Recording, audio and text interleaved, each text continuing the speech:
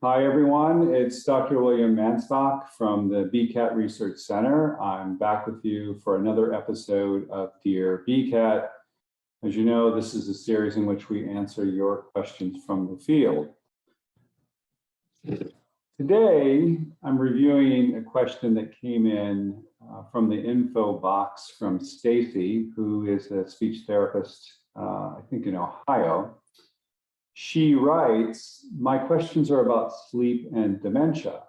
I've read that people with dementia get less sleep than people without dementia. Is it generally true? And can poor sleep cause cognitive impairment? So she really has two questions here.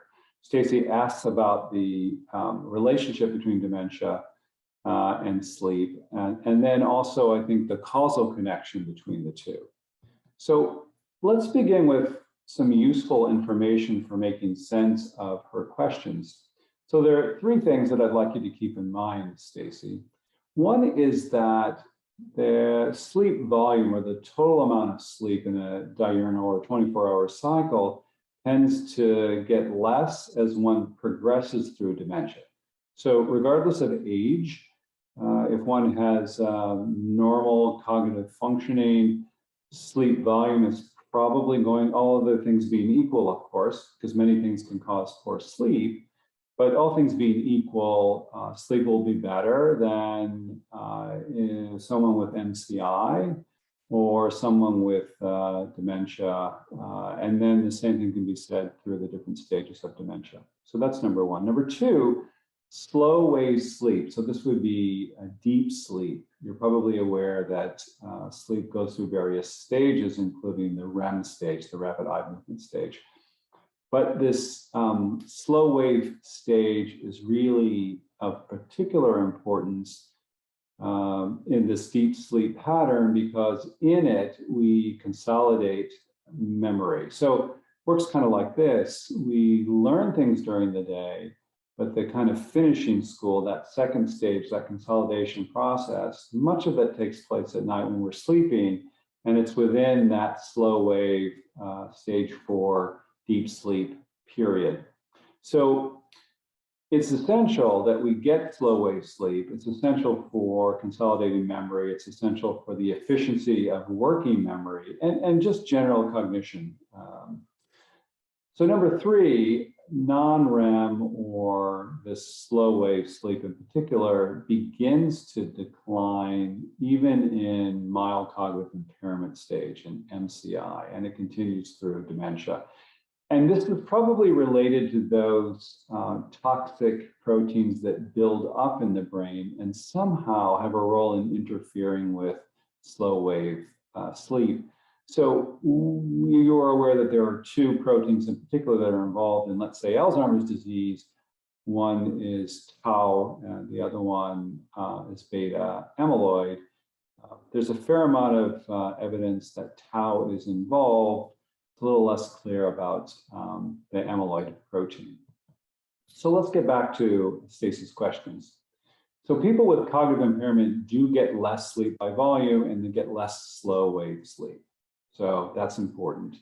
And you could make the argument that people with dementia have sort of the double jeopardy. On one hand, they're less likely to get the restorative kind of sleep that they need, that slow wave sleep, because they have dementia, and because they have dementia, they're going to get less of it. So then they're even more at risk. Which brings the second question into the frame, which is the causality question. Does poor sleep cause dementia, or is it causal in some ways, contributory, let's say, a risk factor, if you will? Or is poor sleep a derivative of dementia? And I think you can make the argument differentially, likely both involved, but dementia also is not always have a clear, universal, or monolithic pathway in some ways. So I think it's best to say that there is an association between dementia, sleep volume, and slow wave sleep, and that the more we progress in the cognitive decline stages, the less likely we are to develop that sort of restorative process as we sleep. So what do you do about all these things?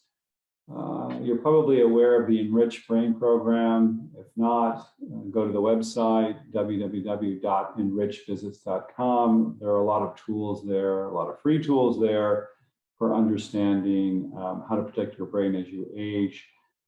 So working on sleep, trying to understand things that get in the way of sleep, other medical issues that get in the way, and just teaching people of all ages, and of all cognitive levels, how important sleep is, and trying to do the very things that can improve sleep. From a cognitive perspective, certainly working memory exercises are important because they're most at risk when we have less slow wave sleep. I think you can make the argument from a preventative standpoint, working memory exercises are important for protecting the brain as we age.